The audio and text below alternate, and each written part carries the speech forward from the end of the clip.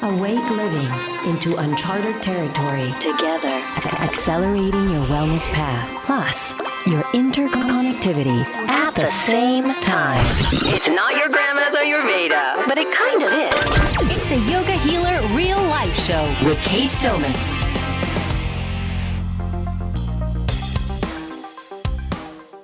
Hi guys, I'm trying to figure out why we just got dropped out. Looks like we're all coming back. Yay.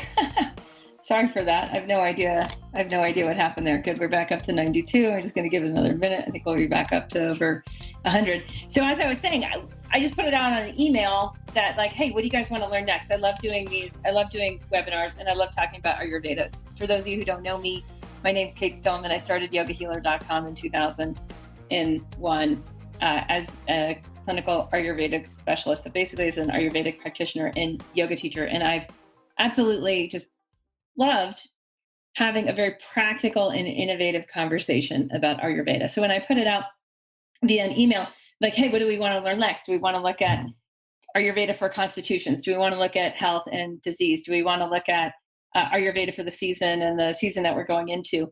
We had a lot of like sort of neck and neck responses there, where a lot of us wanted to learn all those topics. But the one that rose just slightly above the other ones was on Ayurveda for health and disease. And so that's what we're going to be talking about today. I'm going to, again, be going into a lecture that is about an hour long. And then from there, we'll go into some Q&A. If you want to stay for Q&A, that's great. That's fine. You can see we have a little chat window. I just asked in the chat window just a little bit about why you guys want to learn this, like what you're interested with health and disease. So you can be putting that in the window as well. That just really helps me know what you're wanting out of today's call. And we have quite an agenda. I know many of you were responding to the emails that I was sending on like how to get ready for this, and we'll be putting all those resources as well in the replay. Yay. So what we're gonna be doing now is going into, I'm gonna be sharing my screen here, and we'll be now in screen share mode.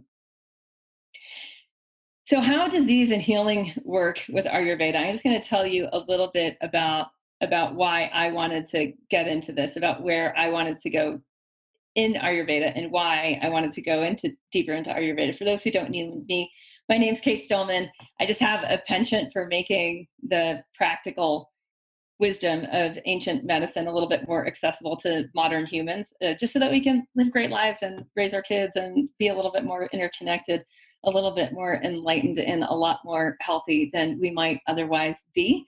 And for those who have been in courses before, you know this stuff. For those who haven't, I started yogahealer.com in 2001. There's a ton of resources on that website. I release 2 podcasts a week. One Monday's the Yoga Healer Real Life Show, where I bring a lot of Ayurvedic experts and gurus and yoga teachers into the conversation. That's really particular to their own expertise and what we're interested in, also as a listening community.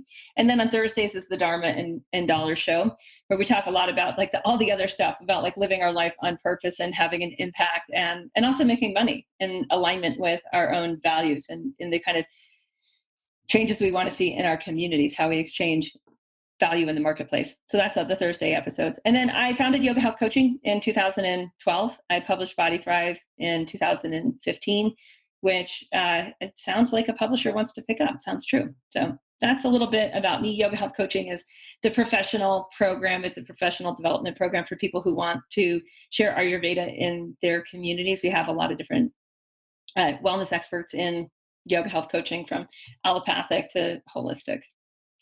All right. And also I founded the Living Ayurveda course. This was the first online course I ever taught. I started it in 2007. And this has enabled me to have a very innovative Ayurvedic conversation over time, because what we look at most in that community, it's a 9-month experience of how to actually bring the ancient wisdom of Ayurveda into your life in a very modern and practical way. We get to see over time what works and what doesn't work.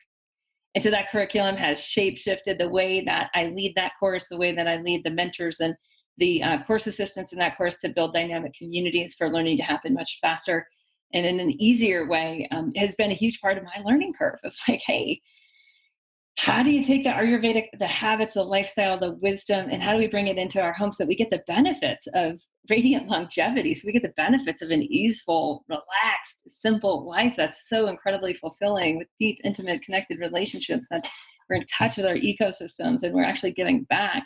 Like what actually works. And that's what that course has become. And so that very much has influenced what I teach in Ayurveda and what I'll be sharing with you today in terms of how disease and healing work with Ayurveda.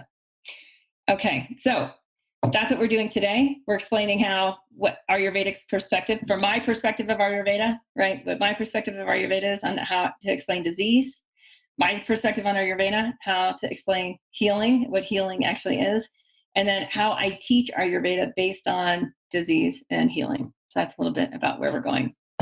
So who is this for? I tried to make these slides pretty because to me, like Ayurveda is based on nature. It's like everything around us is the beauty of the universe that created us in the cosmos. So hopefully that's reflected in our visual experience with each other today. So if you want to go into deeper wisdom, if you want to experiment with yourself, if you're already running a lot of experiments on yourself for your own radiant longevity, then you're in the right place because that's what this is all about. And that's what we're doing here, is really looking at, hey, we're all test subjects of our own experience of Thrive, our own experience of how we want to feel each day. And how can we actually run better experiments so that tomorrow is even better than today? And if you just are smitten by Ayurveda, I know for me, I was smitten by Ayurveda at a fairly young age. I was 24 years old. And I'll talk a little bit about my own dis-ease pathway and my own path of healing as well, just because I think it actually helps us all sort of connect on how being in balance or being out of balance there's a lot of connection in our stories. And what I found with Ayurveda is like it started to answer some of the bigger, deeper questions I was not finding in other places. I was not finding at the doctor's office. I was not finding actually even in the yoga class. All right. So who this is for, self-healer, if you're this, I love this little picture. There's this guy, for those of you who are calling in and listening, like there's someone that's like leaning over the cane with her hand on their lower back and who says, my body is experiencing technical difficulties right now. So if you're listening and your body is experiencing technical difficulties right now, then we consider you to be in the self-healer path where you're wanting to go to become, more or less a self-thriver. You're wanting to thrive. Not just our body is experiencing technical difficulties, but sometimes for some of us, it's in our mind, right? It's in our mind body. It's in our emotional body. We may have depression. We may have anxiety. We may have just a lot of like critical self nature that's creating different imbalances in our physiology, as well as our mental and more subtle physiology. The self-healer path also, I just want to explain, learning Ayurveda and learning about disease is like you're listening because you want to get to the root of what's going on with you. And you're wanting to understand cause and effect for yourself so that you can feel better, so that you can thrive at the next level. And you're most likely wanting to influence how you're going to feel, not just today and tomorrow, but next year and next decade and 2 or 3 decades after that. All right. Family healers, for those of you who are listening from that perspective, maybe there's someone in your family you're wanting to actually help and coach and move into a better place. Maybe you're raising children and you just want to make sure that they're like getting the best of both worlds, that they're getting the best of ancient wisdom and they're getting the best of what modern society has to offer. And often we find that those two things are out of whack. My kid asked me this morning, she had a sleepover last night. We're like the last week of summer vacation here. We're milking it big time, throwing out all the bells and whistles. And so she and her friend Frankie were over and they're eating breakfast at the counter and like, is wheat bad? I was like, where is this coming from? And it's so interesting. Like on the family healer path, I just got to say it's becoming more and more complex. There's a lot going on, right? There's a lot of information out there and our children are more educated. Our parents are often more educated. There's a lot of it happening in terms of health and wellness in the news. And to have a solid foundation to answer challenging questions like that, like is wheat bad? It's like, well, it's actually a very complex answer. So we spent about 10 minutes talking about it and then I had to go. But we'll probably resume that conversation tonight and tomorrow. And the next day, we'll really explore the hybridization of grains and digestibility and grain fermentation and all sorts of questions as a result of that. So the family healer path, I just have to say, it's more important than it's ever been. Because once you've mastered the self-healer path, like you've gotten yourself dialed in, people start looking to you to lead them in your own family groups. And you start to take on that responsibility because you realize that that's easier than helping them when they're sick. It's easier to prevent people from getting sick than to dealing with the depth of the healing process when they are sick. All right, the pro healer path is the one for those of you who are here because you're wanting to understand more about Ayurveda and healing and disease because you're already helping people and you're using a different perspective, a different modality, a different philosophy than Ayurveda. Or we actually get a lot of people who are already Ayurvedic practitioners listening in on these webinars just because they're interested in my perspective. In any case, the pro healers are here because they want to help people. They want to help people more effectively, more quickly, get to the root of what's troubling them and move them along the path of thrive. So if you're self-healer, family healer, pro healer, many of you are all three. Some of you are 2 out of 3, and it's all different arrangements. I've just got to say, like, that's where I have found the Ayurveda conversation really goes, is into one of those 3 paths, and you're just going to want to listen from that perspective. So if you're here from a self-healer perspective, stay in that perspective as we go through the webinar, and the same is true for either of the other paths. So as I'm talking about, the different roots of disease, and we start to look into this, like, be thinking of the people that you're trying to help, whether it's yourself, whether it's your family, or whether it's your clients or patients or students. All right. So one of the big keys that I want to get into today is that there is a cost of not understanding disease and healing. And I was going to, I actually looked at some of notes from other webinars yesterday, and there's like a gazillion stats on like the cost of healthcare today, the cost of treating disease, even the cost of buying supplements and whatnot. And what we can see is like all those industries are growing, and they feed off a lack of deep foundational knowledge about disease and understanding. So what I want to put forth today is that there's just a real cost to not understanding how your body works. There's a cost to not understanding the basic wisdom of Ayurveda. And I know for me, now I'm in my mid 40s, but as someone in my mid 20s, I just started to realize that there was a massive cost to me not understanding what was wrong and why I was not thriving and how to feel better. There's a cost to not knowing how to do that. And so one way that I'd like us to just frame the conversation today is like, how much do you spend versus invest in your body wisdom? Because one of my assumptions here is that like we actually have to take responsibility for learning. There's so much of this that you're going to just look at today that you're like, I kind of know that. And then, wow, I don't really know that at all. That there's an investment that you're going to need to make in your attention and in your time to learn that which you don't know. And that when you do that, your body wisdom increases, and there's just an incredible ROI, an incredible return on investment with any energy and attention you put into your body wisdom. We cannot expect to get this education in modern day culture or society. And part of that has to do with the marketplace. The marketplace in terms of the healthcare industry is more or less framed against body wisdom. Right? It's framed towards you being a consumer of drugs and surgeries, like it or not, or supplements even.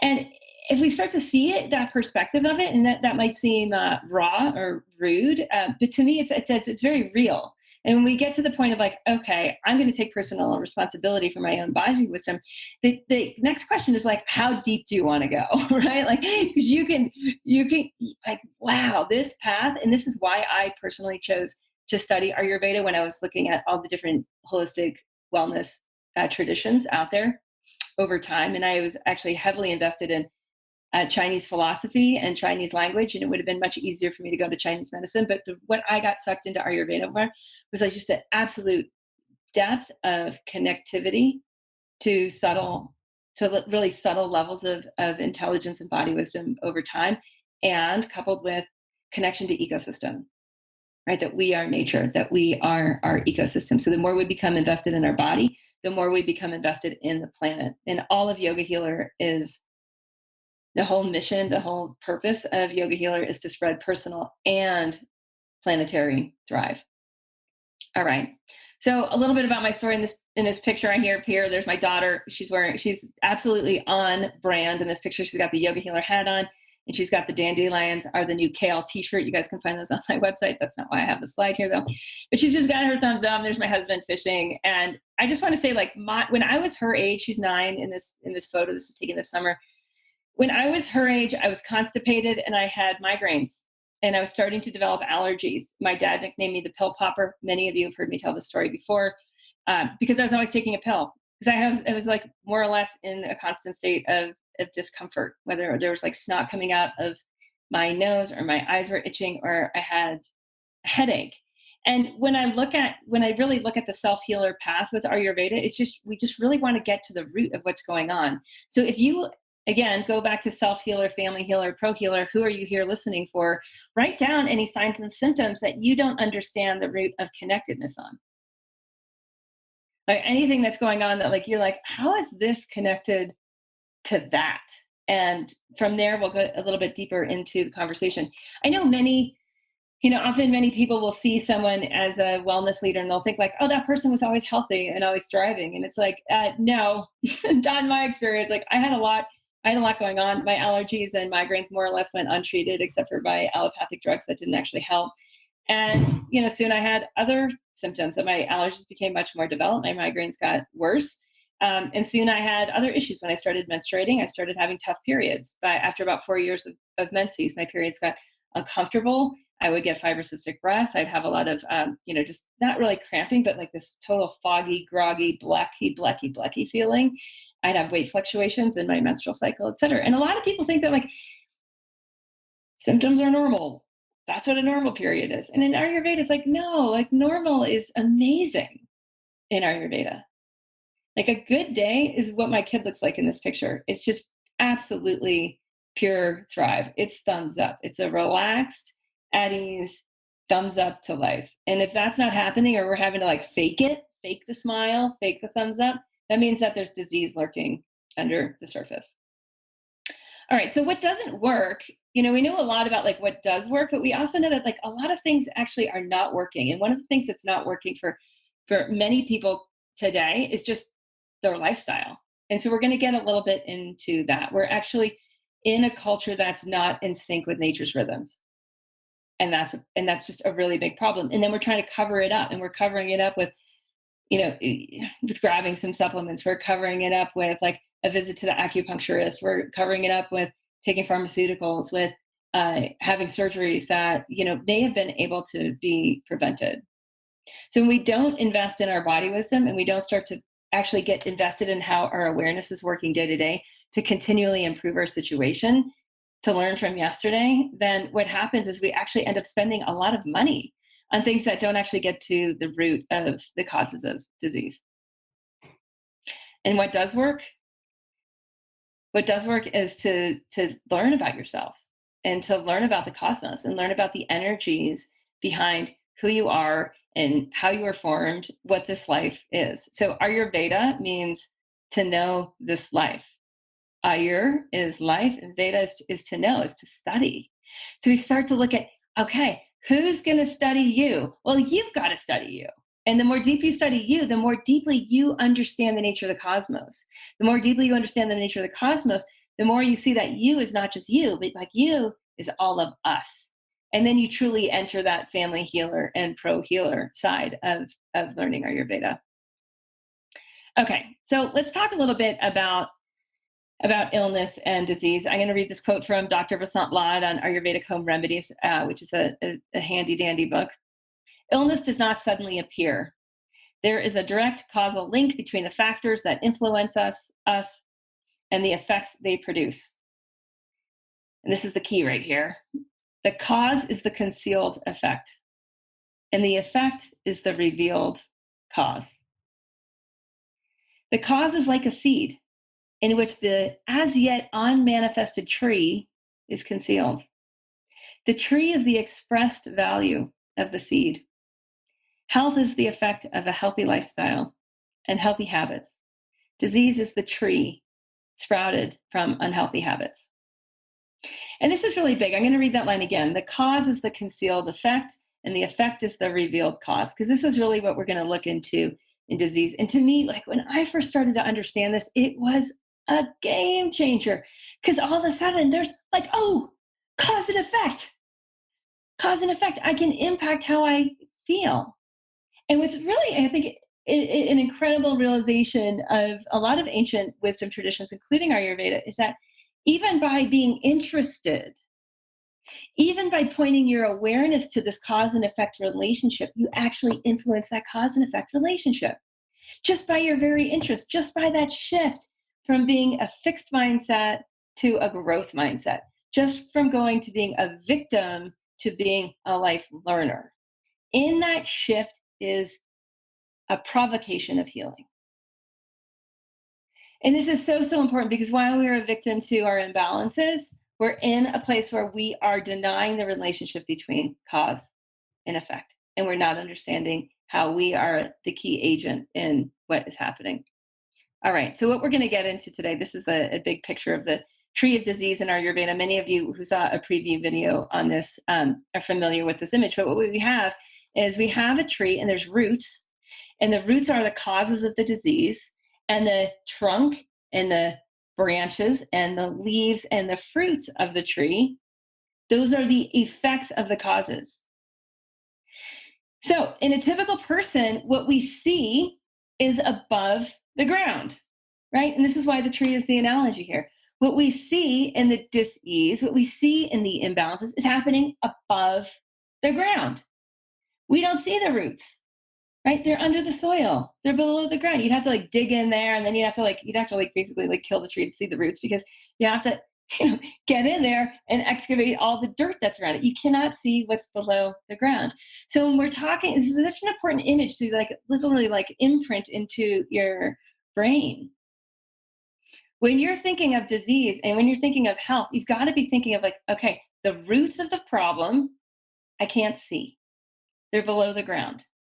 The disease that's expressing itself in terms of the signs and the symptoms, right?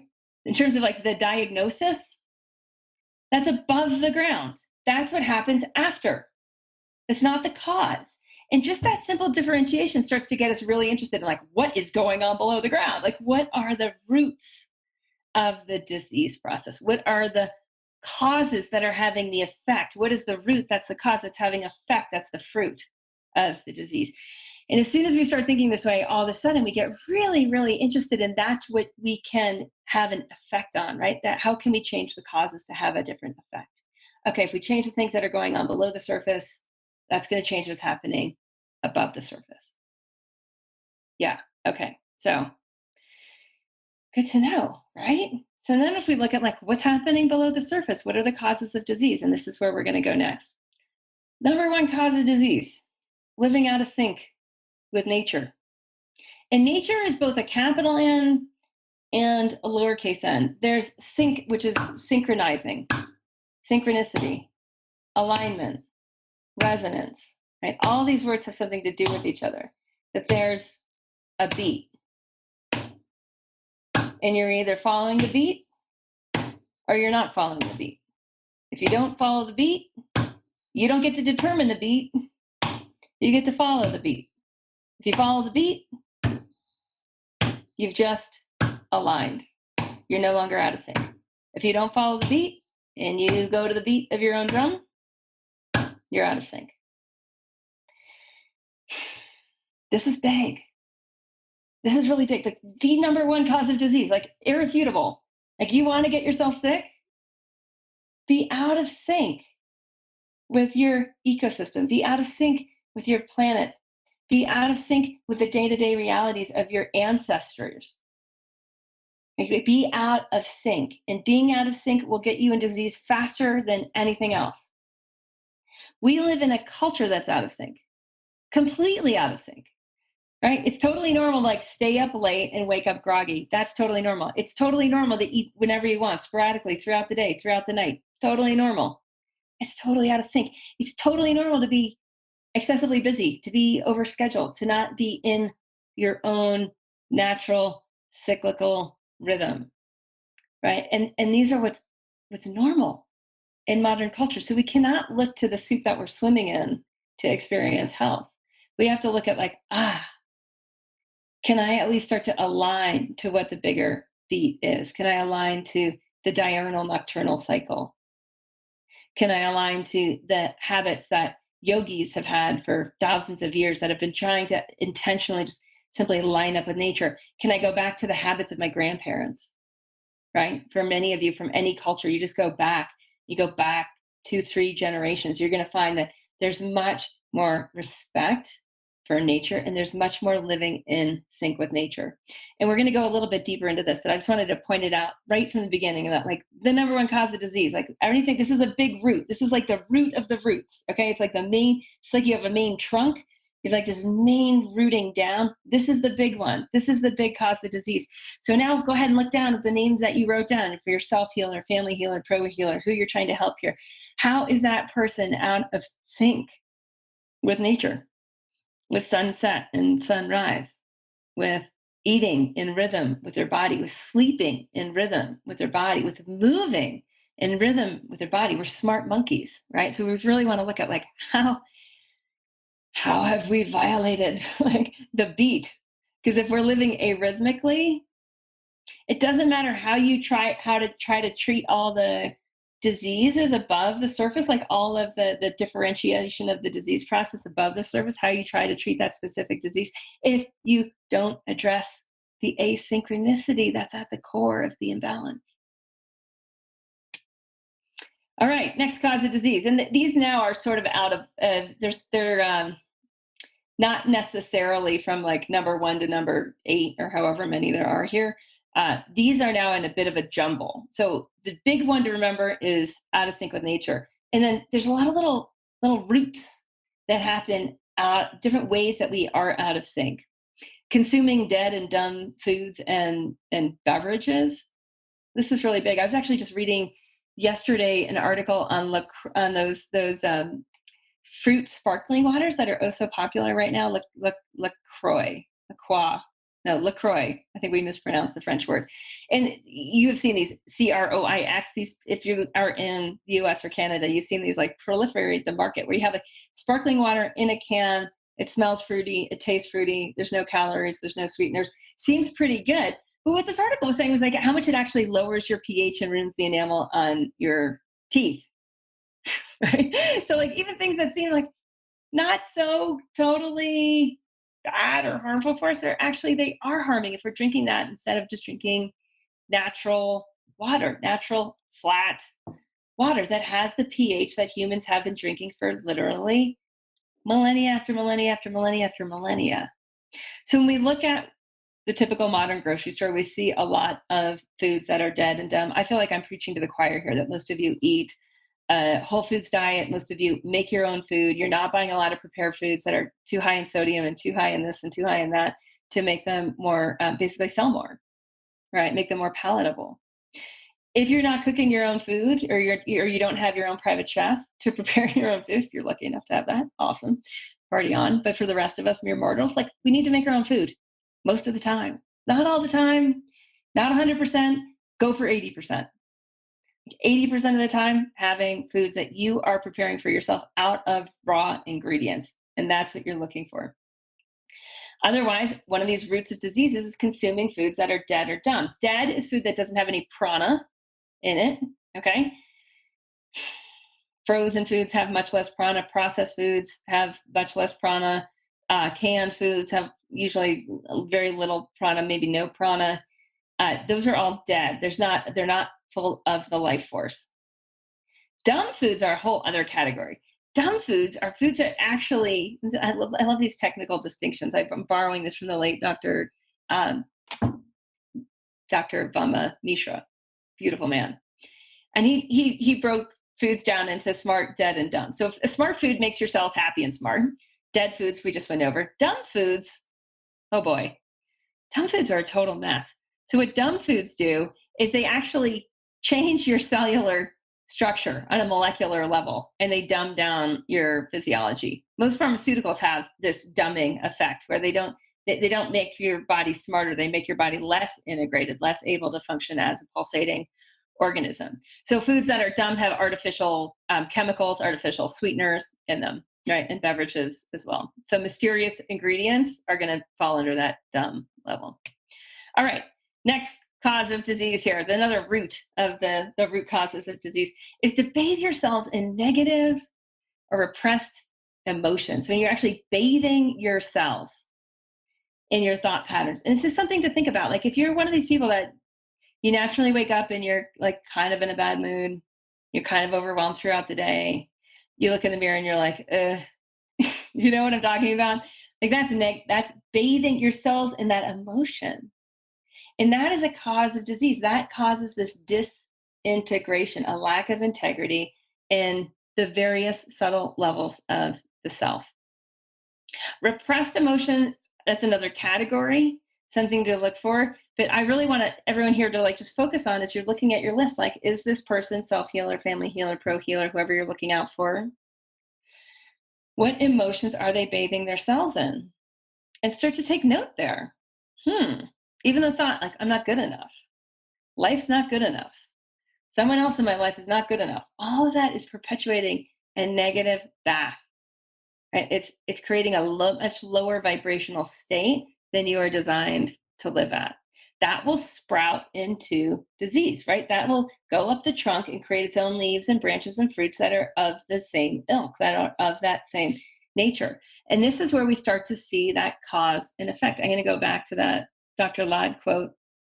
The cause is the concealed effect, and the effect is the revealed cause. When you start to see what's happening below the surface and above the surface is of the same ilk, right? And this is what's so beautiful is you can start to rewind the process. You can rewind, okay, this fruit of disease, you can look back into the leaves, you can go back to the branch, you can go down the trunk, and you can find its origin in the root.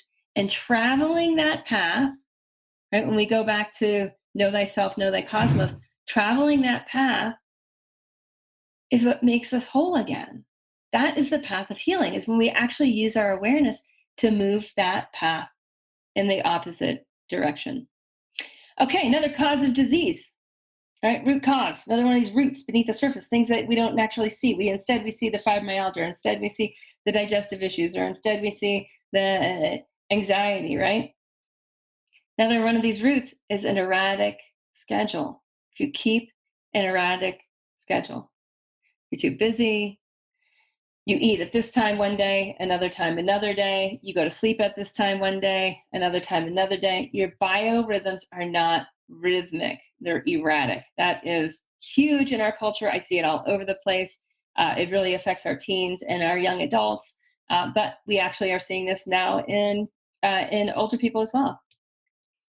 All right, another root cause of disease is to perpetuate troubled relationships, right? This is like if you're in the drama cycle and you're like, oh my gosh, check me out. I keep doing the same damn thing and I expect different results.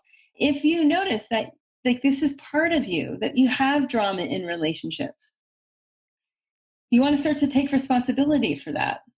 Because if you don't, it breeds its own disease patterns. It's so fascinating to me that according to Ayurvedic philosophy, and I have found this to be true in my own personal experiments and mass experiments I've run with thousands of people at Yoga Healer, is that we're wired for bliss and we're wired for deeply satisfying intimacy in relationships. Like we're designed for that. So if that is the root of health, then troubled relationships and perpetuating, like taking our own cause and effect of like how we're perpetuating our own trouble in relationships, whether like for me, I'm not just a wife and a mother and a daughter and a sister, right? But I'm also a boss. I got lots of people that work for me. I'm also a leader, right? I've got lots of people in various courses. And I help develop leaders. So I have a different responsibility to the leaders that I'm helping develop. I'm also a mentor. I'm also a mentee to the people who are mentoring me. We have lots of different relationships here. And so when you look at your list, self-healer, family healer, pro healer, and who you're responsible for, this is something you want to look at is like, what is the nature? Is there any trouble, any perpetuating trouble, any cyclical drama in any of these relationships? because that is going to have its own branches and fruits of disease. All right, this one's pretty obvious. Don't exercise for your body type or your age. So obviously, we need to, that we're animals, right? We're animals, and we're designed to be very much awake and moving during the day when there's in the sunlight hours. And we're designed to actually move a lot in the morning time. Right? Our bodies naturally want to wake up and move and stretch. I have a picture here of a woman who has a cup of coffee, and her coffee cup says "wake up." Like that's a sign that we're out of sync. If we're having mornings where that's what we want to do, is just like sit around and drink coffee and like slowly wake up, we're actually out of sync. We're designed to wake up and to start to be alert and to start to move and want to move the prana of the body, want to stretch. You watch an animal wake up, they take a moment, they stretch some things out, and then they're kind of running around and sniffing this and sniffing that and checking out the day. That's how we're designed to be. And more, what we're finding is that intermittent, many of you watched the Focus on Fit webinar. If you didn't, you can just send an email to info@yogahealer.com and ask for that Focus on Fit webinar, where I really get into intermittent moving and intermittent fasting as the two key habits for future humans to focus on. Something we teach a lot. I teach a lot of in Body Thrive, how to automate those habits so that they're easy and you have very, very steady mental focus, very, very steady physiological energy day after day and year after year and decade after decade. And a lot of what we find, just tying this back to exercise, is that a lot of people just aren't aware of how to exercise for their body type or for their age, or they're aware that they should do it, but they don't have the kind of dynamic group support to actually automate those habits, so that there's something that happens without thinking about. What I want to say about these causes of disease, everything we've talked about, is, the opposite is what creates balance, right? Living in sync with nature, consuming high prana foods and beverages, bathing ourselves in positivity and expressing our emotions, keeping a schedule that works for our physiology. I know, like totally mind-blowing. But to do it, to pee when you have to pee, to poop in the early morning when your body wants to go poop naturally, it might not seem that way, but you can train yourself back into that. To sleep when you get tired at night, right? To eat in a time when your body can digest food. All of this is what promotes the healing process. Perpetuating intimate relationships, exercising for our body type and for our age. And then lastly, is living in sync with our constitution. A lot of people get into Ayurveda and they start to discover like, oh, I have a constitution. Yes, you do, which is awesome. And you are a unique you. But really more important than that is all the other causes of disease that I put before them. All of those other causes that if we can flip them, become roots of health, right? That sprout a tree of bliss and connectivity. So constitution is very much secondary to nature with a capital N, to the bigger rhythms, to the rhythms of you as a Homo sapien, to the rhythms of you in a human body as an animal here on planet Earth. All of those are primary. And how you're different, what your constitution is very much secondary.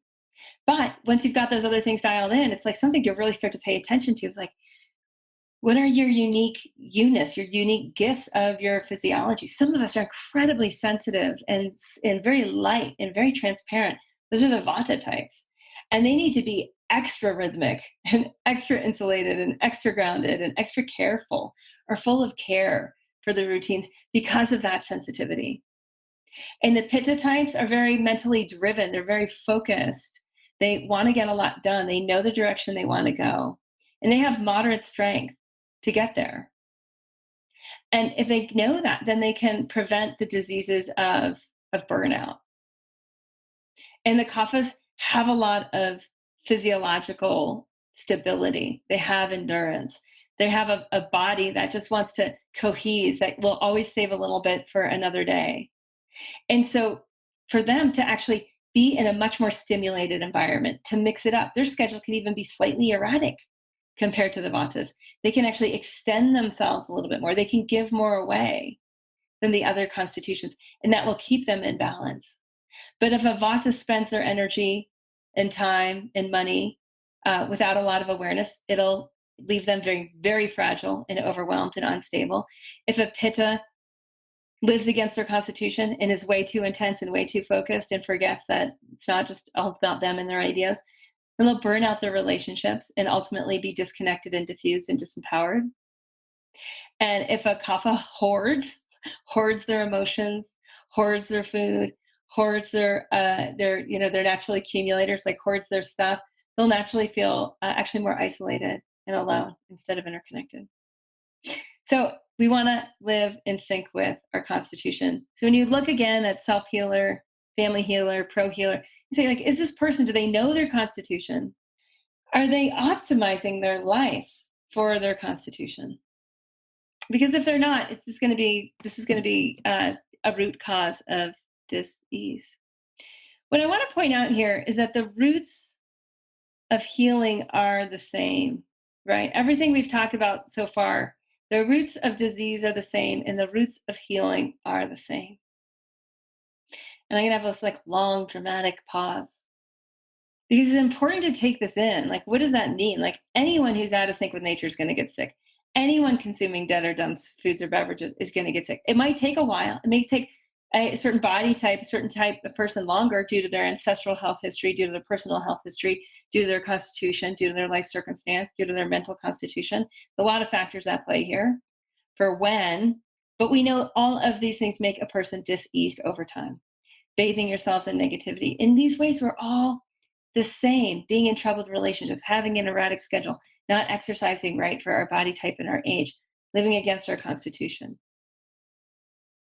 And there's something, and I just want to see if we can fully absorb the impact of this, that healing is the same. We all as humans need to be doing more or less the same things to thrive. We're not so special and unique, right? If we actually get down to it, disease is where we get so differentiated. That someone who has chronic fatigue thinks they're so different than someone with lupus, who thinks they're so different from someone with fibromyalgia, who thinks they're different from someone with migraines, who thinks they're different from someone with epilepsy, who thinks they're different from someone with anxiety, right? And this, you see what I mean? In the diagnoses, in disease differentiation, it's differentiated. What's happening above the surface is differentiated. But in the roots, if we go back to the roots, it's like, the roots of healing and the roots of disease, they're the same. And when we really get this, there's such a humility to it.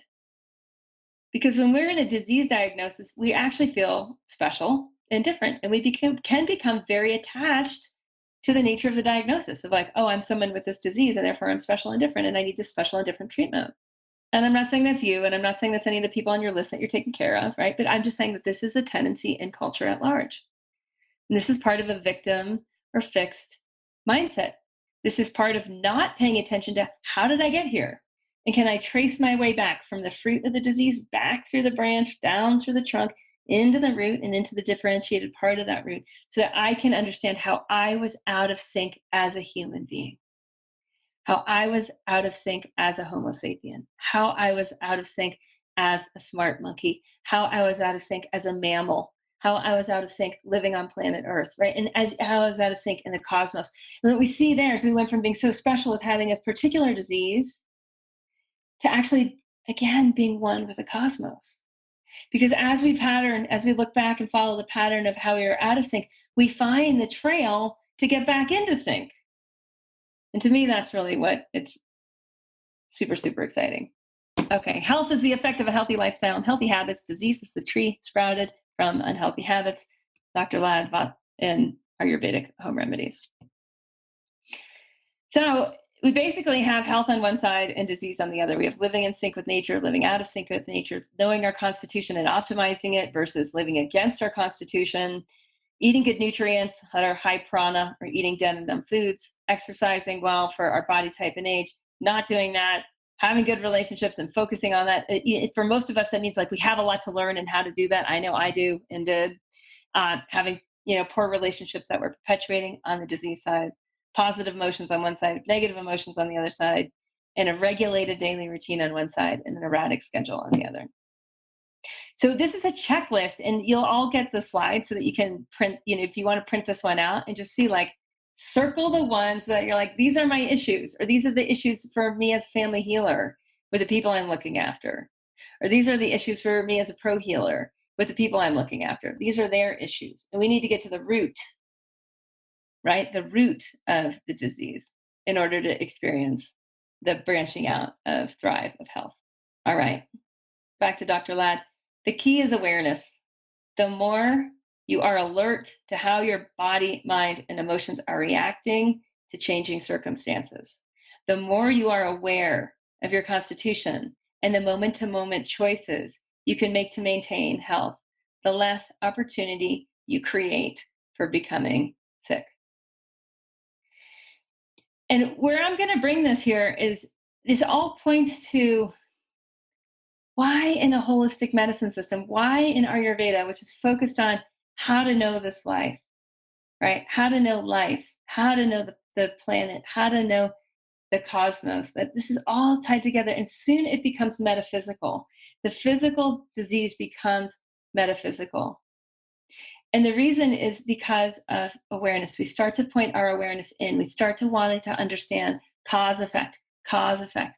How is this working? And then we start to discover, like, oh my gosh, this thing is crazy. This like mind, body, spirit gift that I've received in this lifetime, like, wowzers. And then we start to discover that there's not just a physical body, but there's a pranic body. And there's not just a pranic body, but there's a mind body, and there's an intuitive body, and there's a bliss body. And we're starting to discover these different levels of our subtle physiology. And soon we discover there's chakras, and we start to see, like, oh my gosh, I'm top heavy on my chakras and I'm not bottom heavy on my chakras, or I'm orienting for my second and I've lost track for my sixth. And we start to get that, like, whoa, if awareness is the key, right? Body, mind, emotions, intuition, bliss. We start to see this interconnectivity. We start to understand the koshas. We start to understand the chakras. And we need the language because we don't have it in English. We're still borrowing those words because we don't have good translations yet for any of those words. And we start to get this, and we start to see, like, oh my gosh, who I am is so much more complex than I thought, but it's also so much more simple. As I tune up my awareness, and as I tune down those root causes of disease and tune up those root causes of health, I start to live this, like, actually really pretty simple, amazing life. And as the simpler my lifestyle becomes, the simpler my schedule becomes, the more the subtle physiology opens up. And the more complexities of myself I start to be able to understand and start to be able to influence. The more I'm able to influence my moment-to-moment choices, the more I'm able to experience not just health, but thrive, right? But true thrive. And not just now, but also a decade from now, and also 2 decades from now. And the more I'm able to actually help others thrive, the more I experience more intimacy and interconnectivity in relationship. So we're all thriving more together, which is actually opening up more experiences of deeper happiness and deeper bliss and deeper connectivity. So then thrive actually gets redefined to happen on a communal level. And that, to me, is where it starts to get really fascinating. All right, so one of the keys here is to create a space for your awareness to be tuned up. And a healing space is that's what I'm writing, like creating a healing space. What that looks like, what your version of that, you do not need any more square footage in your home. You just need to co-opt a place or a ritual to create a space at a given time, to transform a space at a given time, so that you can explore your mind, body, spirit awareness complex. Because without that, you're not going to be able to develop this awareness of how your body and mind and emotions are reacting to changing circumstances, right? And the more you can tune that up and the more you can tune in, the more you're going to thrive. So I know we just have a few more minutes. I'm going to just talk a little bit more about how healing works. And then I'm going to talk a little bit about Ayurveda and how I teach Ayurveda and why I teach it in this way. So how healing works is we start to understand that our consciousness, our self-reflective consciousness, our ability to reflect on our own experience, on our own thoughts, on our own emotions, on our own experiences of prana or life force energy, on our own physiology of pain, of pleasure, that consciousness itself is energy. And that energy, it condenses into matter. It condenses into the matter of our cells. And that disease is a result of a disorganized, unconscious, or a vitiated energy that's affecting the matter, that's affecting the cellular integrity. And that healing then is actually a restoration of integrity. It's bringing parts together into a whole. Healing is a restoration of integrity or a reorganization of consciousness that aligns the energy and aligns the matter. And I know we're whizzing through a lot in an hour here, but it's important for us to realize that the core of healing is in awareness. The core of healing is in our own consciousness, is asking the right questions, of reflecting at the end of the day, like, what choices did I make that feel good, that feel aligned, that align me to nature's rhythms? What choices did I make that actually misaligned me, that took me into arrhythmic nature, that took me out of being in sync? And that we reflect, and in that reflection there's a reorganization of consciousness that's moving energy, that's impacting, that's bathing the matter of ourselves. This is why having a healing space, having a place to come to, having a place to do some practices, whether it's yoga or tai chi or meditation or something from some other tradition, they're all amazing and wonderful, right? Doing something that increases your consciousness, that increases the flow of consciousness between mind and body, between emotions and body, right? So absolutely crucial. So health evolution then is when we consciously carve or awaken our physiology into the next level of alignment. And to me, this is so much about where Ayurveda is going in the future, as we start to understand exactly how much we can impact, about exactly how much we can really do to experience what we want to experience. I'm going to just say a few more little things about like what is health in Ayurveda, because it actually gets a little bit more complex, right? And so we've gone over some like on a very like easy level, and yet it can be hard to align to, right? There can be a lot of like, how do I get my erratic schedule to how do I actually change my way so that I'm living in sync?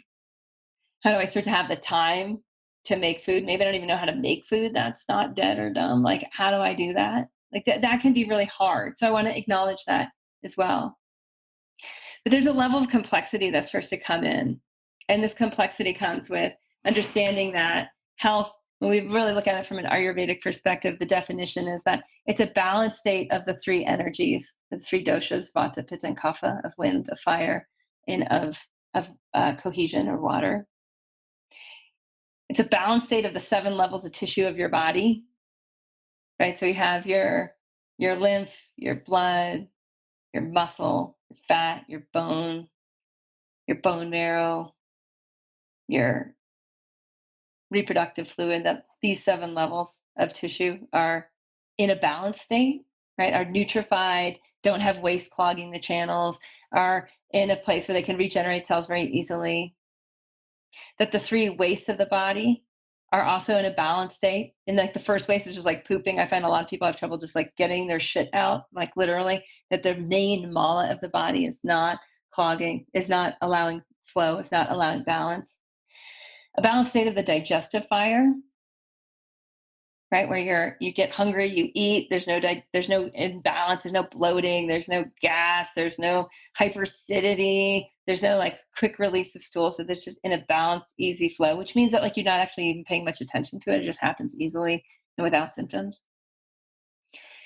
Health consists of this balanced state of all that together with the clarity and balance of the senses. And you've got at least 5 of those: the mind and the spirit. So health from the Ayurvedic perspective is a freaking tall order, right? Like it's not just an absence of symptomology. It's not an absence of disease. It's thrive. And when we start to get that, like, oh, our senses are priming us to live in sync with nature's rhythms. Like, I got to start to pay attention. What feels good? What feels in alignment? All right. So I'm just going to zoom ahead a little bit and just tell you a little bit more about how I teach Ayurveda. And before I do, I just want to give you some next action steps for those who haven't read Body Thrive. Like in Body Thrive, I have a lot of content around those 10 habits, how to live in sync with nature. Like that's all that book is about, like how to get yourself aligned and automated. We also have the Body Thrive course, which I've turned into an annual course where you go around through 4 cycles of the book. So you do the 10 habits in 4 quarters. You keep going deeper and deeper and deeper and deeper. And the reason we're doing it that way now is I want everyone in that course to get to automation with the habits, that you're doing these habits without thinking about it. Because when you can do these habits without thinking about it that align you to nature's rhythms, you can get onto much, much more exciting things with your life because you have a surplus of energy, you're well rested, you're well nutrified, you have these habits automated so they don't take up much time, you're living in sync with your body and nature's rhythms. Like, let's just check that off the list so that we can get onto like some really exciting things about being a human being. Create a healing space. This is another next action step for this. If you don't have a place where you're not using your healing space, like spend some time there. Crank up your awareness and know that, like, when you crank up your awareness and you start to put together how your emotions affect your thoughts, affect your energy, affect your body, you start to be able to dissolve any roots of disease. You become more conscious and you start to make better choices following that practice in your healing space or the following day. Get to know your constitution so you can live in sync with your constitution. And get really interested in studying Ayurveda. Like, to me, I just look back on my life and I'm like, oh, thank gosh, I started studying Ayurveda in my mid-20s. Thank gosh, I have like 2 decades, so that it's automated. Ayurvedic thinking is automated in my life. It's automated in the way I answer my daughter's question of like, is wheat bad? Is wheat unhealthy? It's like, there's a lot in there. There's a lot to talk about. So I teach Ayurveda based on what we need to learn about disease and healing. I also teach Ayurveda. I have a 9-month living Ayurveda course, and I'm just going to tell you a little bit about, and then we'll go into Q&A on healing and disease. But I teach Ayurveda based on what I see has worked from the living Ayurveda course over the last 10 years. So we're going into the 11th cycle. It's a 9-month course, and we're going into that. We start at the end of September. There's a few spots left in that class. But the way that we lead that community is we break people into the self-healer, family healer, or pro-healer path. Because if you know what you're trying to get out of it, it totally shapes how you learn. And what we find is that the self-healers learn how to heal themselves. The family healers learn that and how to take care of their families. And the pros learn how to take care of their communities. So in general, with Ayurveda, what we're looking for is to learn practical and modern Ayurveda. So it's not just based on like, here's the rules, here's your constitution, here's your food list. It's much more based on like, let's understand the root causes of disease. And let's start to actually uproot that through dissolving it with consciousness, to starting to live in alignment, to creating a healing space, through learning the philosophy of Ayurveda. Because without the philosophy, we can't actually understand our body on the subtle physiological level. The philosophy of Ayurveda is so detailed, and it's so eloquent, and it's so packed into these nice little packages of like, here's how you understand your digestive fire and the 3 different types of how digestive fire goes out of balance. Okay? Here's how you understand the 5 elements and how to start to read any symptom in terms of the nature of the elements and the pairs of opposites that are describing those elements. Here's how you understand your constitution and how your constitution goes out of alignment. Here's how you can understand your chakras. So you can start to see, are you like top heavy or bottom heavy or centered more on one or the other? Here's how you understand the subtle gunas. Here's how you understand the subtle doshas. And we just go into these core philosophy parts of like, and here's how you apply it to your life this week on the self-healer path, or on the family healer path, or on the pro-healer path. And we differentiate those because the activities are actually a little bit different for each one, as are the levels of understanding. So I have to say too, like, Ayurveda was never taught, it was never really taught in this sort of like apart from culture or apart from society, right? It was just part of family. It was part of community. And that's what we want to understand, is it's much, much easier to learn in that way. We're social creatures. It's much easier to learn in dynamic conversation. We also learn, this is a big part, is we learn how to own our sacred anatomy, because the chakras we might think of as something outside of ourselves, but we really start to experience it inside ourselves. Our constitution, we can start to see how that affects other people, and we can start to own more of it. And as we do, we can empower our dharma with our constitution. So there's a lot of ways that we can just start to see that as we learn Ayurveda, we're wiring ourselves for more interconnectivity and also more bliss, or what the yogis call ecstasy, right? Where it's like, it's not ecstasy that's outside of ourselves, it's within ourselves. So as we own our sacred anatomy, as we start to understand how our microcosm is part of this larger macrocosm, as we understand like how a tree is oriented, right? And how that all of our analogies in Ayurveda are based on nature. So in understanding the tree of disease, we understand trees better. We understand like, what's going on in the roots, what's happening in above the surface is an effect of what's happening in the roots. We start to understand nature as such. And in so doing, we become more connected to our ecosystem. In so doing, we become much more connected to a high prana diet, a seasonal diet. Then we start to move into the next level of thrive as our body is empowered by local, seasonal, and even wild foods again. So just in closing, I just want to say a little bit about what we do in Living Ayurveda and some of the key takeaways that happen in the course. First off is you start to unclog yourself, you unclog your body, and you start to clean up your temple. You start to basically disrupt any disease patterns and start to solve for them by tracing down into the roots. You start to open up much more time in your day because you've streamlined your biorhythms. You start to own the power of your constitution. I know for me as a Pitta Kapha, there's so much how my dharma expanded once I started to own my constitution as that which empowers my abundant life. Your energy starts to deepen and to stabilize. And we find on the pro healer path, this often amazes a lot of the pro healers who come in. So a lot of come in from allopathic traditions and some come in from holistic traditions, and it doesn't seem to matter where they come from. They start to live a life at the next level of energy integrity. Inner joy becomes an operating emotion, right? It becomes the way that you align to your own rhythm. It becomes the way you align to the nature of the capital N rhythm. And what I find really fascinating is that your course colleagues, people that are in the course for members of the course, that they actually raise their own bars together, meaning they actually start to live into a much more empowered life because they see each other doing it and they reinforce that. And to me, that's a massive, massive part of why the Living Ayurveda course actually works. So again, it's a 9-month journey. It's for self-healers, family healers, and pro healers. If you're interested in learning more, go to yogahealer.com/living Ayurveda. One word, LIVINGAYURVEDA.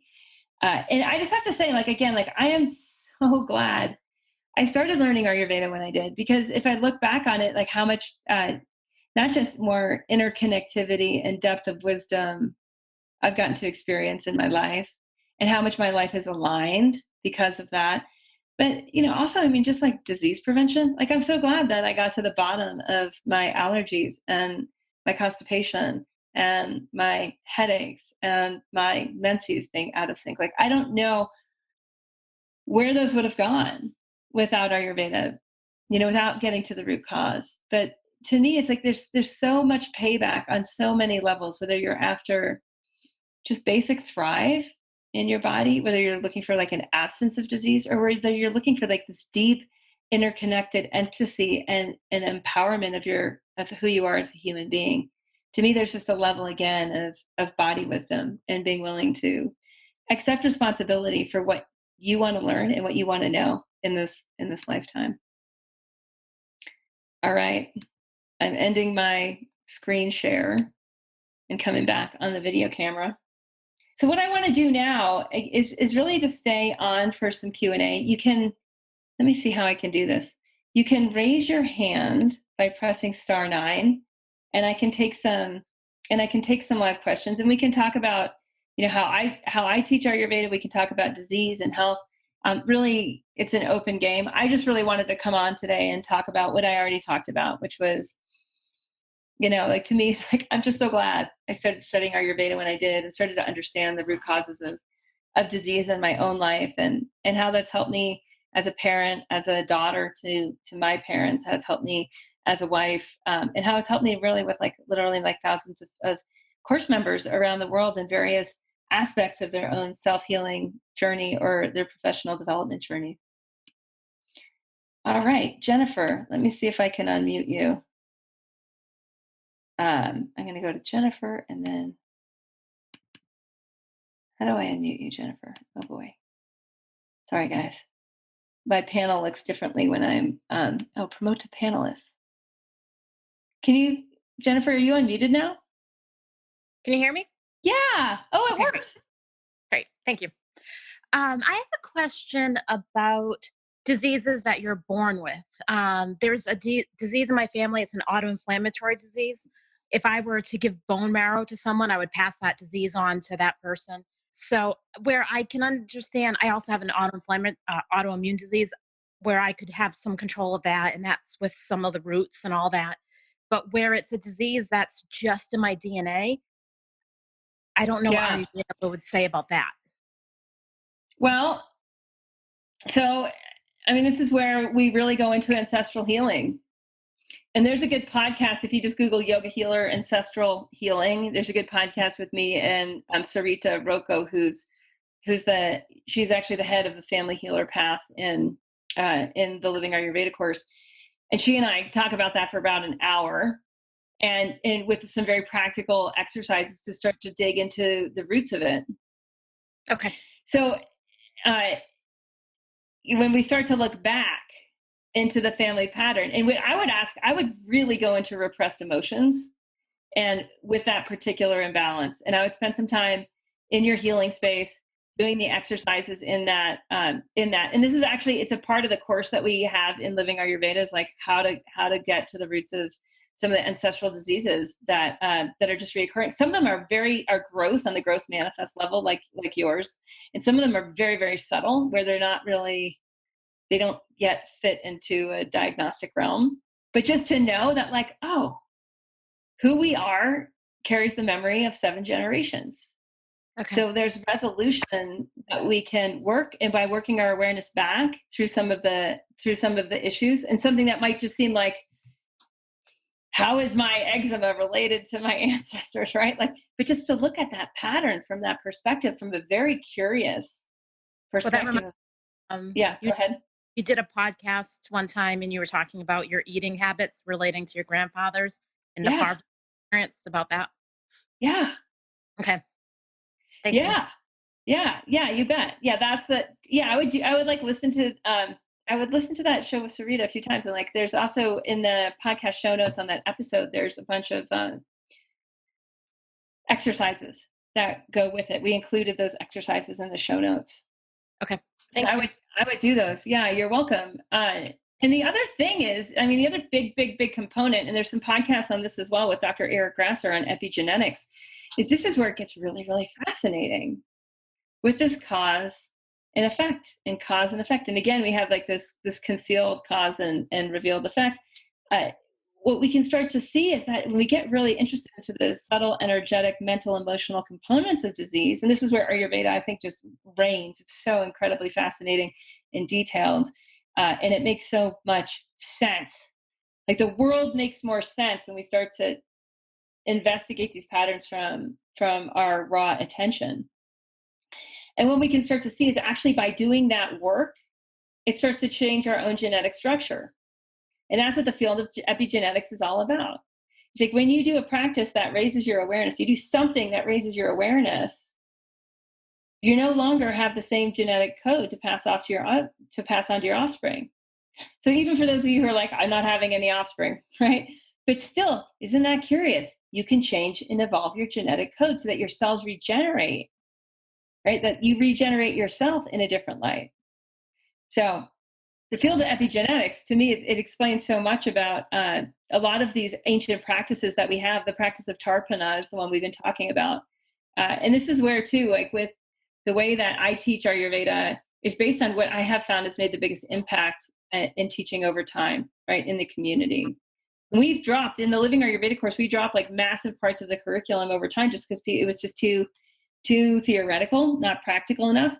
But then practices like ancestral healing, like, moves up, takes up a lot more time within the experience, because to actually dissolve and get to the bottom of it can take some it's like yoga, or meditation. It's like, it's a practice that happens over time. Okay, thank you. Yeah, thank you, Jennifer. All right.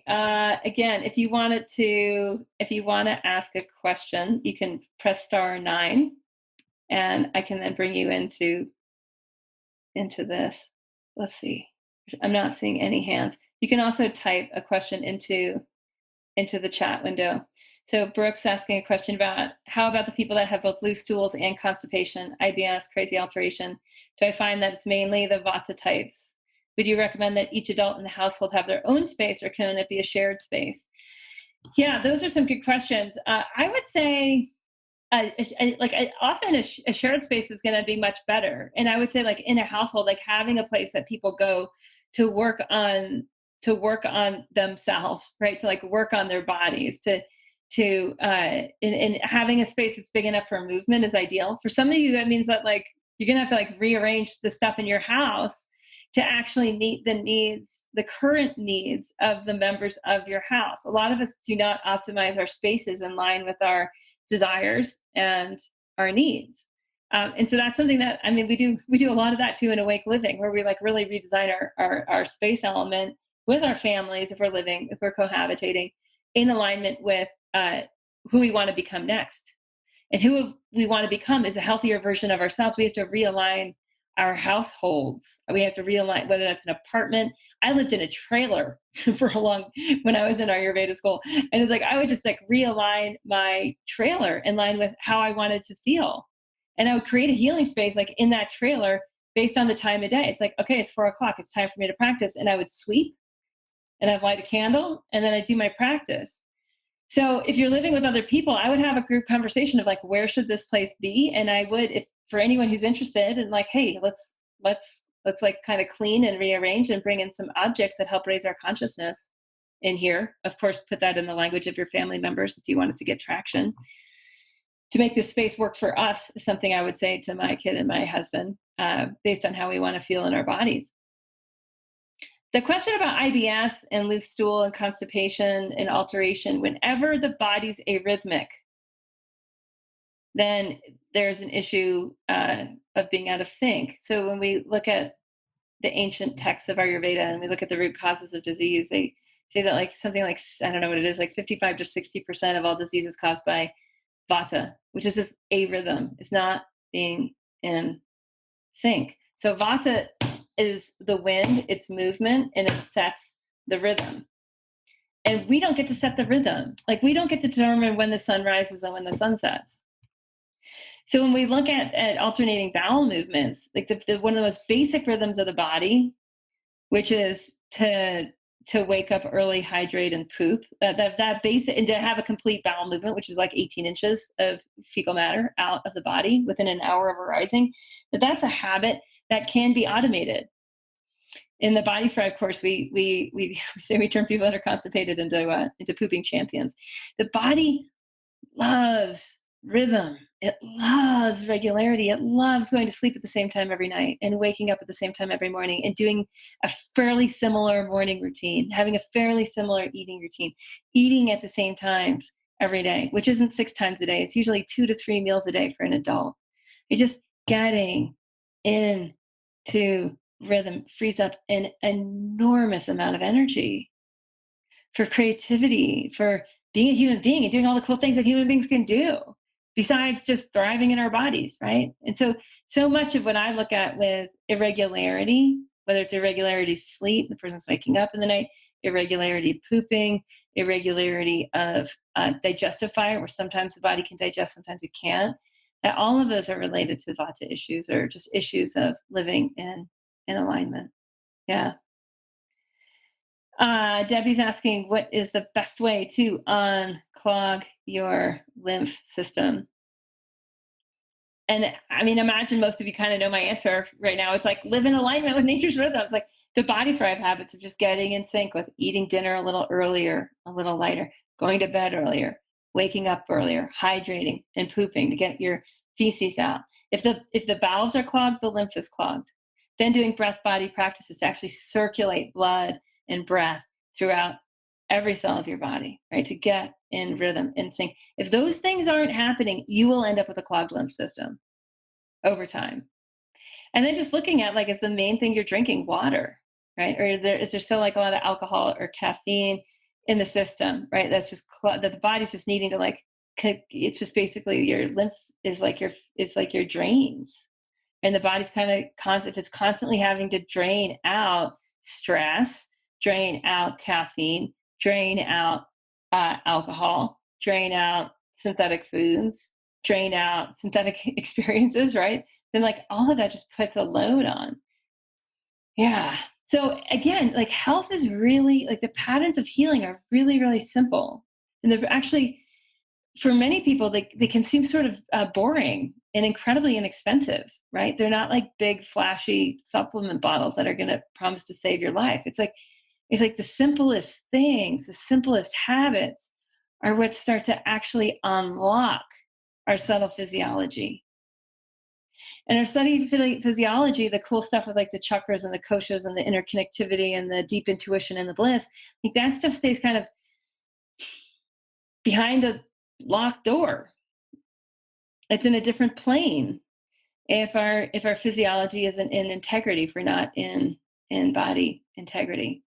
To me, that's so much of what Ayurveda is truly about, like to know this life and to keep going into deeper levels of body integrity and subtle integrity and how that opens up our interconnectivity and our intimacy and relationship and the bliss that starts to come from this very simple way of living and the amount of energy and creativity and like what we can actually do in our life in the world that starts to really bloom when we're in sync and the lymph isn't clogged and the drains aren't clogged and the bowels are happening naturally and food's digesting easily and sleep's happening at the right time and we're showing up each morning like well rested, like ready to go, and the habits are automated to experience a day of thrive.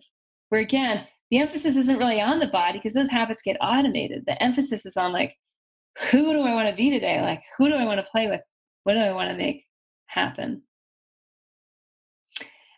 So if anyone's interested in learning more about how I teach Ayurveda, just go to yogahealer.com. I'll put it in the chat window. And you'll also get, with the recording, you'll get a link and a message.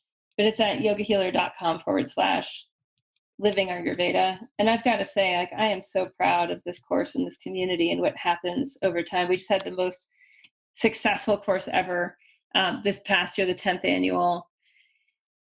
Just the results that happened and the quickness and the facility in which people learned and automated their habits and got more into their subtle anatomy.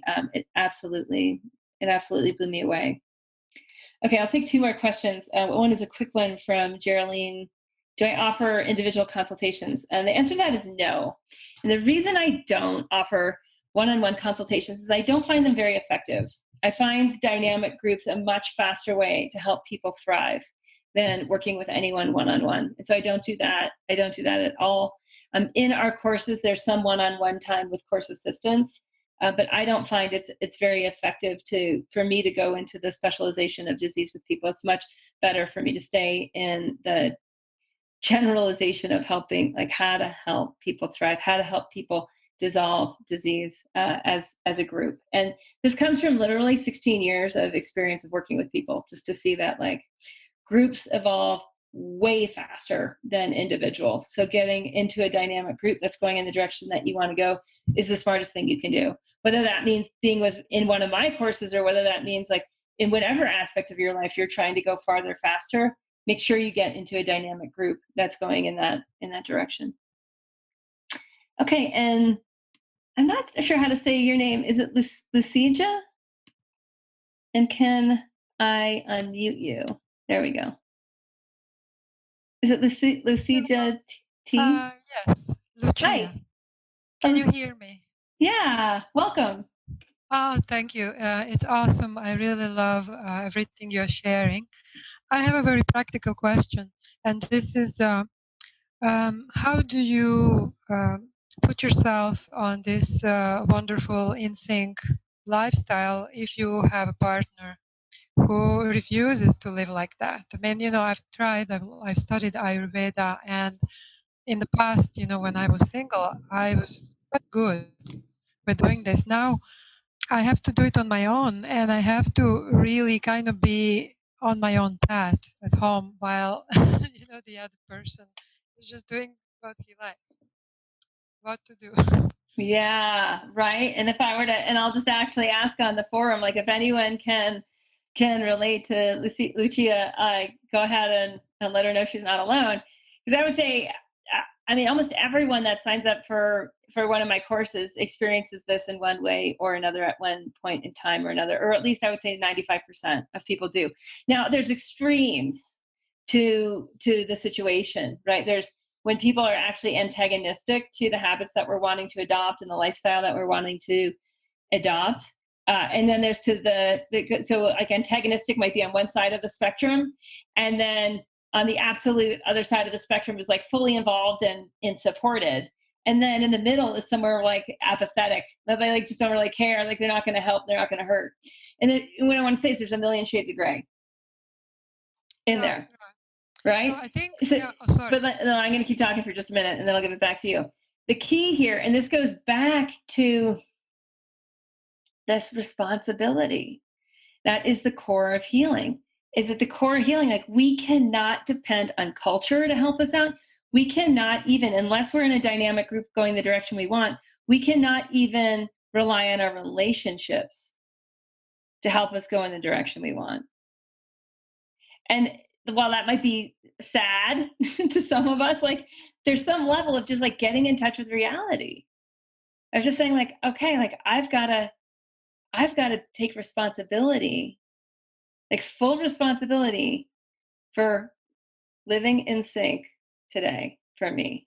And when we take that kind of absolute responsibility and we explain to the other people in our lives, like, this is what I'm doing and this is why I'm doing it, is because I want to thrive. And it should help you, you can toss a carrot to them. Like it should help you if I'm thriving, right? But it doesn't, but even that is secondary to, I want to thrive. And because I want to thrive, I'm going to make these choices that are counterculture. I'm going to make these choices that might seem radical in this relationship because who I've been has been out of alignment and you're used to me being out of alignment. And you may even like that because it lets you be out of alignment. And when we start to own it on that level of like, hey, I want to thrive and I'm going to do what it takes for me to thrive because I need to, because I have to at this time in my life, it starts to change those little choices that Dr. Latt's talking about there, those little choices that happen in the day, whether they align to health or whether they align to disease. I'll say one more thing and then I'll give it back. There is a chapter in Body Thrive on how to evolve your habits in relationship. It's right between habit 5 and habit 6. I stuck it right in the middle of the book because right in the middle of the course is where people really start to deal with this of like the habits I want to have and the habits that are in my friend or family group or in my culture are not aligned. How do I deal? So there is a chapter in there I highly recommend that you read and there's practices in that chapter of that practices for you to do and you to do in your relationship. Thank you. I'm going to look into that. I think it's really a matter of taking responsibility. I tend to be very soft, I'm an empath and I kind of like to make people comfortable in my presence, but I have to take care of myself because I feel like, my whole lifestyle has become so erratic. I just can't believe that I'm doing this to myself, but it's just out of fear of, being rejected.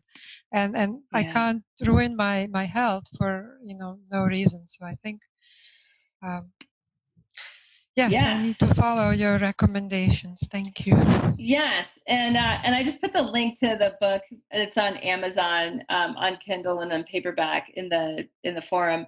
But yeah, exactly what you just said is the realization. And again, if we go to repressed emotions as one of the causes of disease, we talked about this, that this is a repressed emotion. You've had the desire to thrive. You've been wanting to do things differently than you have been doing them, or they have been happening in relationship. And what you just did is you uncovered a repressed emotion.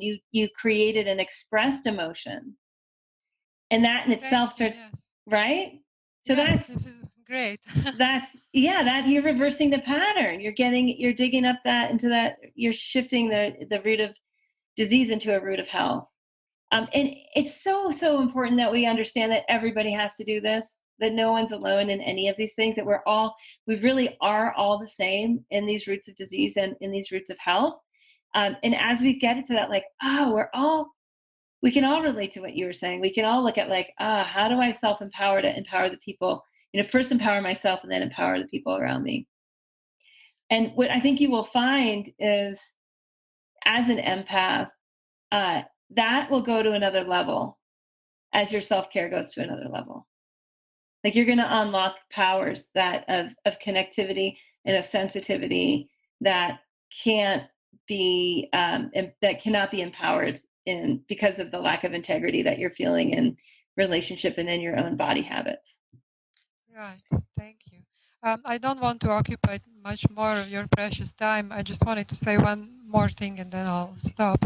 Okay. This is about just being overly sensitive. I know it's part of Vata, but I just feel like I'm really feeling what are the moods of everyone. And I really am trying to do everything I know from Ayurveda and other holistic practices to just prevent myself from being a sponge, for everybody's feelings, because that also is a lot of material to process emotionally and unwailingly, I feel it. And I hope maybe you deal with that also in your book. And,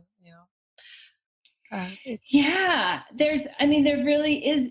And I do sense this is so much of owning our constitution is when we understand the level of sensitivity that some of us here have, we start to also understand the level of protection then that some of us need.